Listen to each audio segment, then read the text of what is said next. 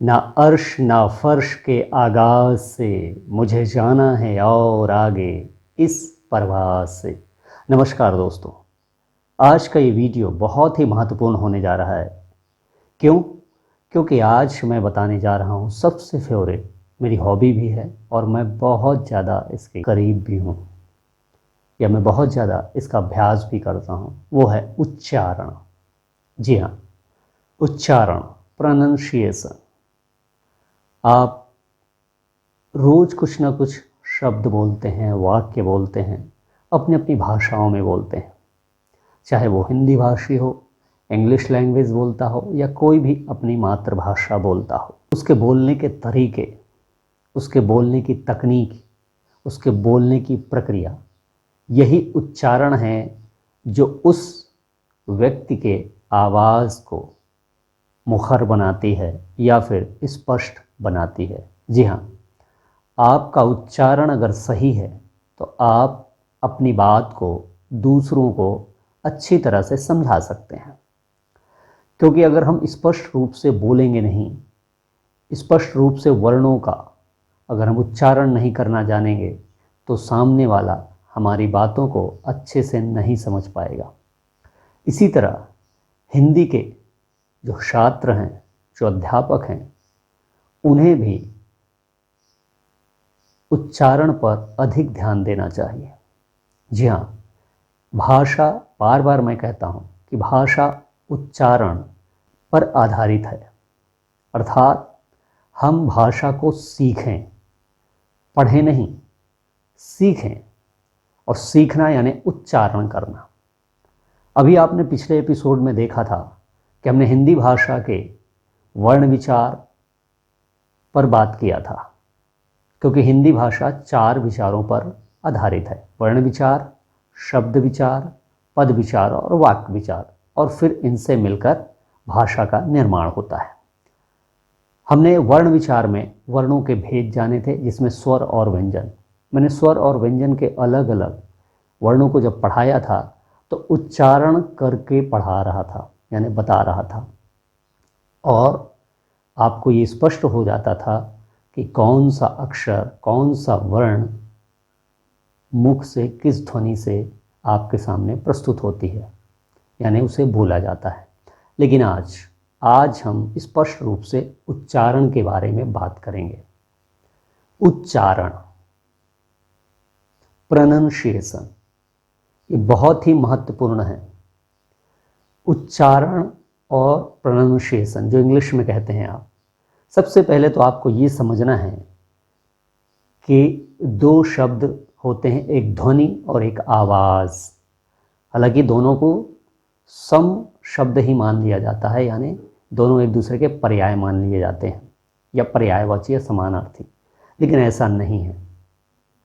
अगर हम इंग्लिश में इनकी स्पेलिंग देखें तो साउंड यानी ध्वनि और वॉइस माने आवाज़।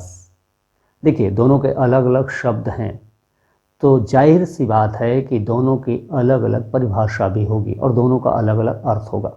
जी हाँ, यदि आप इनके अलग अलग अर्थों को समझ गए तो समझ जाइए कि आप भाषा के उच्चारण को अच्छी तरह से समझते हैं या समझ जाएंगे।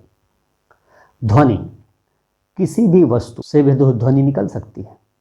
जी हाँ, 2 लोहे के टुकड़े अगर टकराएं, या कहीं से टीन बजाने की आवाज़ हो, कहीं 2 निर्जीव वस्तु भी टकराते हैं तो उनसे ध्वनि निकलती है।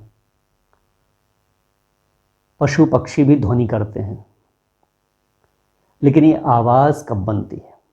अगर कोई निर्जीव वस्तु से ध्वनि निकलती है तो यह ध्वनि होती है, जिनको हम वाणी में व्यक्त नहीं कर सकते। अर्थात उनको अलग अलग वर्णों के द्वारा हम अभिव्यक्त नहीं कर सकते, यानी इनसे कोई भाषाएं नहीं बनाई जा सकती। लेकिन ध्वनि महत्वपूर्ण है।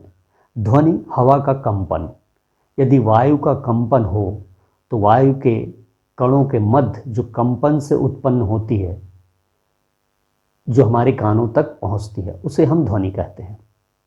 लेकिन आवाज़ भी ध्वनि है, लेकिन आवाज़ मुख से निकलती है, यानी किसी भी सजीव प्राणी के मुख से निकलने वाली ध्वनि आवाज़ होती है, लेकिन अगर उस ध्वनि में आकार हो, स्वरूप हो, वाणी हो। अब इसको हम समझते हैं, आखिर ये है क्या। देखिए, जब आप ध्वनि निकालते हैं,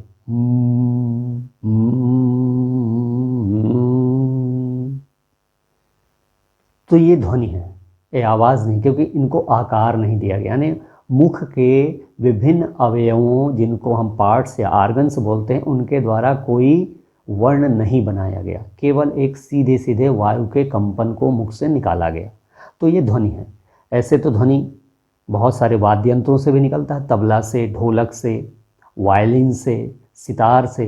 अगर आपको उसका ज्ञान नहीं बजाने का तो आप ध्वनि ही निकालते हैं, उसमें कोई वाणी नहीं निकलती। लेकिन अगर कोई साधक उसे बजाता है या कोई मजा हुआ संगीत का, तो उससे आवाज़ निकलती है, यानी ध्वनि की वाणी निकलती है, तो उसे भी आकार या स्वरूप दे दिया जाता है। लेकिन मुख से निकलने वाली ध्वनि आवाज़ होगी, कब होगी? जब उसका उच्चारण स्थान से वर्णों के रूप में उसे अव्यक्त किया जाएगा। तो आज हम इसी ध्वनि के बारे में बात करेंगे, इसी आवाज़ के बारे में बात करेंगे। आखिर ध्वनि कहाँ से उत्पन्न होती है? ध्वनि वायु के कंपन से उत्पन्न होती है। वायु कहाँ से आती है? हमारे शरीर के अंदर से। अब हमारे शरीर के अंदर से कहाँ? पेट से।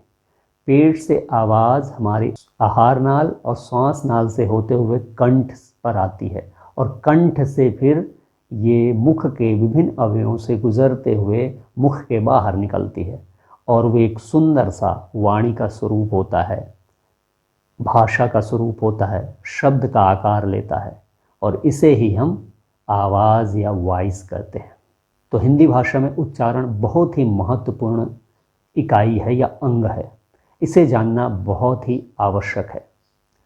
जब आप उच्चारण स्थानों को अच्छे से समझ लेंगे तो आपको भाषा का, उनके शब्दों के उच्चारण का अच्छे से ज्ञान हो पाएगा, यानी उनके वाणी के बारे में आपको अच्छी से जानकारी मिल पाएगी।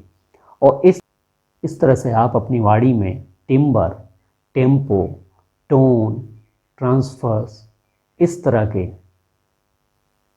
चीज़ों में बदल सकते हैं, उनको स्वरूप दे सकते हैं, आकार दे सकते हैं। ये ही वॉइस की टेक्निक है। जी हाँ, टिम्बर यानी स्वर भेद। आप यदि उच्चारण स्थान का ज्ञान प्राप्त करके अच्छे से उच्चारण करते हैं तो सामने वाले को स्वर भेद हो, यानी आपके मुख से निकले हुए हर वर्ण, हर शब्द का वह भेद कर सकता है, उनमें अंतर मालूम कर सकता है। टेम्पो, उतार चढ़ाव। बहुत सारे वर्ण हैं जिनको धीमी गति से, मध्यम गति से, उच्च गति से कहा जाता है। अगर इनका ज्ञान हो, यानी उनके उच्चारण स्थान सही से मालूम हो, तो हम उनके टेम्पो को भी बदल सकते हैं, बना सकते हैं, समझ सकते हैं। टोन, आपके आवाज़ की क्वालिटी। क्वालिटी यानी उच्चारण सही करना। आवाज़ की क्वालिटी, ये तो आवाज़ हमारी ऊपर की दी हुई, ईश्वर की दी हुई एक उपहार है, इसे हम बदल नहीं सकते। लेकिन उच्चारण के द्वारा हम उस टोन में क्वालिटी ला सकते हैं, गुणवत्ता ला सकते हैं। तो इस तरह से आप टिम्बर, टेम्पो, टोन, और दूसरी बात ट्रांसफ़र। आप देखते हैं बहुत सारे व्यक्ति जो मिमिक्री आर्टिस्ट हैं, वो क्या करते हैं? आवाज़ को बदल लेते हैं, ट्रांसफ़र कर देते हैं। तो वो उच्चारण स्थान के कारण, उन्हें उच्चारण स्थान पता होता है और वो बदल लेते हैं उच्चारण स्थानों को, और उच्चारण स्थान बदलने से वो विभिन्न प्रकार की आवाज़ निकालते हैं। इसी को ट्रांसफ़र कहते हैं। तो ये है टेक्निक। ये टेक्निक कब आएगी? जब आपको उच्चारण मालूम होगा, उनका प्रोनाउंसिएशन मालूम होगा। तो आइए जानते हैं उच्चारण स्थान। हमारे मुख में जहाँ से आवाज़ निकलती है वहाँ उच्चारण स्थान कौन कौन से हैं? आइए स्क्रीन की तरफ। उच्चारण,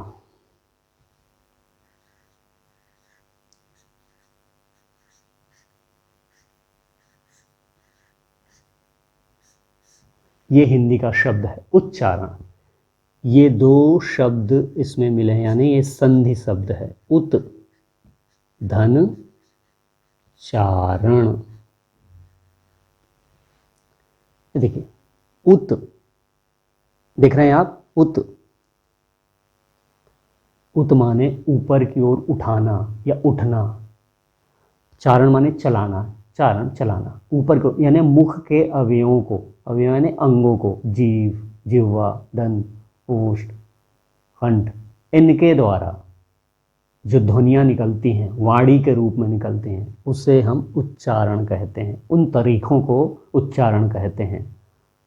ठीक है, तो ये टेक्निक है, वर्णों को बोलने की तकनीक है उच्चारण। ये व्यंजन संधि है।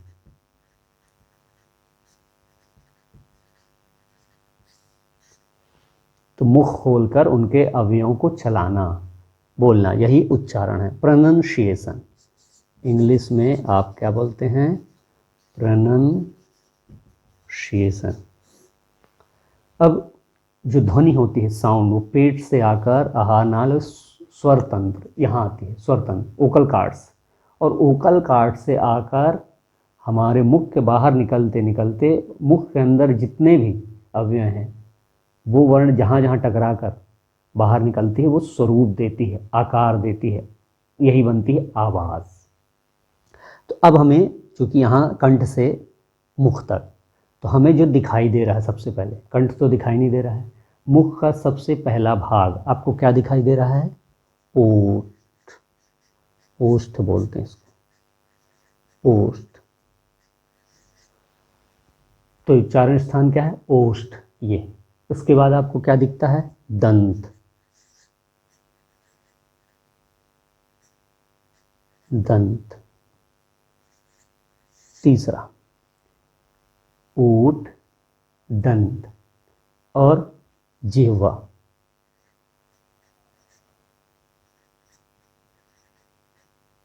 जिह्वा, तीन अवयव हो गए। चौथा जो आपको दिखाई नहीं देता लेकिन अंदर होता है, क्या होता है? तालु। देखिए, तालु ऊपर की जो छत है, यानी जीभ, दांत, और उसके बाद ये मुंह खोलने के बाद जो ऊपर की छत है, इसको हम तालु बोलते हैं। और फिर मूर्धा, ये क्या है? ये आपके जो तालु है, अगल बगल, एक साइड में कठोर तालु, कोमल तालु पीछे, और बीच में दो तालुओं के बीच में जो स्थान है उसको बोलते हैं मूर्धा। ये हो गया। छठवा हो गया कंठ। हम यहाँ से ओठ से गए, दांत, जीवा, तालु, मूर्धा, फिर कंठ। यहाँ कंठ है। फिर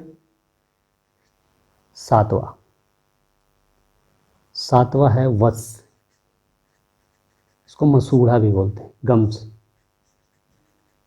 मसूड़े, जहाँ दांत के जड़ें मांस के अंदर छुपी हुई होती हैं, सब मसूड़े कहलाते हैं। और आठवां हो गया नासिका, नोजल, नोज से बना निजल, निजल। ओठ, लिप्स, दंत, टीथ, जिह्वा, टंग, टोंग, तालु, तालु को बोलते हैं पैलेट, छत, मूर्धा होली, कंठ ब्रोटल, और मसूड़ा गम्स। ये मुख के अंदर के अवयव, मुख के अंदर के अंग। अगर इन अंगों के बारे में आपको मालूम है, इनका उपयोग मालूम है, तो आप वर्णों का उच्चारण सही तरह से कर सकते हैं। तो ये 8 स्थान हैं जहाँ से ध्वनियाँ आकार लेती हैं, स्वरूप लेती हैं और बाहर निकलती हैं। अभी हम अलग अलग वर्णों को, स्वर के वर्ण जितने हैं, व्यंजन के, उनको अलग अलग पढ़ेंगे। वो कहाँ से निकलते हैं, कौन कौन से वर्ण, वो अलग एक एपिसोड होगा। लेकिन आज के एपिसोड में जानिए कि उच्चारण स्थान कौन कौन से हैं। ओठ, दंत, जिह्वा, तालु, मूर्धा, कंठ, वस। कंठ है, उसमें एक तो कंठ से आ गया का, आ, पूरे कंठ से आ जाएगा, हा। जैसे आप कोई दरवाज़ा खोलते हैं, खिड़की खोलते हैं, कंठ द्वार, मुख द्वार, ठीक है। कंठ द्वार, द्वार के पास जाएंगे और खोलेंगे तो एक हा ऐसे आवाज़ आती है, आपको लगता है हा कितनी अच्छी हवा आ रही। उसी तरह से हा का उच्चारण कंठ द्वार से, ग्रोटल से होता है, तो ये कंठ द्वार भी हो गया। अब आता है तालव्य। देखिए तालु और दंत दोनों को मिलाया, तालु और दंत के बीच में क्या है, जिह्वा। जी हाँ, तालु है यहाँ और दंत नीचे। यहाँ से जब जिह्वा का टीप टकराती है तो वो ध्वनि जिससे निकलती है जिस स्थान से, उसको तालव्य बोलते हैं। फिर आता है दंतव्य। दंतव्य, दांत और जिह्वा। जीभ जब दांत के को छूकर निकलती है, यानी जीभ जब दांत के सिरे को छूती है या जीभ का सिरा दंत को जब स्पर्श करती है और कोई ध्वनि निकलती है तो वो स्थान दंतव्य कहलाता है। तो तालव्य, तालु दंत को छूती हुई जिह्वा जब ध्वनि निकालती है तो तालव्य। दंत में क्या है, जब जिह्वा दंत को छूती हुई या स्पर्श करती हुई ध्वनि निकालती है तो दंतव्य स्थान हो गया। तालव्य, दंतव्य। तीसरा है दंतोष्ठ। दांत और ओष्ठ, दांत और ओष्ठ इनको छूती हुई, यानी दो दो अंग जो मुख के अवयव हैं, दो दो अवयव एक साथ जब मिल जाते हैं तो ये संयुक्त संधि स्थान हो जाता है, तालव्य, दंतव्य और दंतोष्ठ। चौथा है मूर्धन्य, ये नाम से स्पष्ट है, मूर्धा। तालु के पीछे वाला भाग, तालु पहले हुआ, दंत की जड़, तालु, तालु के बाद मूर्धा। तो ये मूर्धा से जब जीभ टकराती है उससे निकलने वाली ध्वनि का स्थान मूर्धन्य कहलाता है।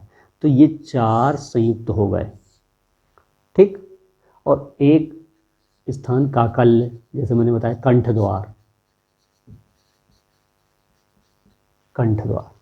इन उच्चारण स्थानों का यदि आप अभ्यास करते हैं और इनका विवर्ग और ये खुल जाते हैं आपकी, यानी स्पष्ट रूप से अभ्यास करने से ये स्थान से हमारे वर्णों का उच्चारण सही होता है, तो समझिए आप भाषा को सही ढंग से बोल पाते हैं। आप मुख के अंदर जैसे ही घुसते हैं, ओठ, दंत, जिह्वा, तालु, मूर्धा, कंठ, नसिका, इनसे ध्वनियाँ आकार लेती हैं, स्वरूप लेती हैं और मुख से वाणी के रूप में निकलती हैं, जिसको हम आवाज़ कहते हैं। तो आज आपने आवाज़ और ध्वनि यानी साउंड और वॉइस के बारे में जाना। तो आज आपने देखा एक महत्वपूर्ण एपिसोड रहा है आपके लिए, क्योंकि आपको ये ज्ञान हो जाएगा कि हिंदी भाषा के वर्णों का उच्चारण स्थान यदि हमें सही से मालूम हो जाए तो हम उच्चारण सही सही कर सकते हैं। मैं इसीलिए मैं बार बार बात करता हूँ कि आपको भाषा का उच्चारण ज़रूर मालूम होना चाहिए, तभी आप सीख पाएंगे।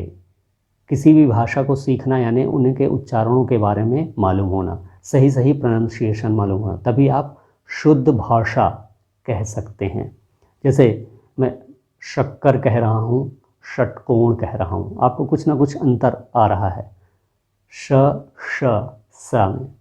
इस तरह से हम बात करेंगे कि अन्य वर्ण जो हैं हमारे 13 स्वर के वर्ण हैं और 39 व्यंजन के वर्ण हैं, इनके उच्चारण स्थान कौन कौन से हैं और उन्हें किस तरह से उच्चरित किया जाता है। तो आज के एपिसोड में इतना ही। अगले एपिसोड में फिर महत्वपूर्ण जानकारी के साथ उपस्थित होऊंगा। तब तक के लिए जय हिंद।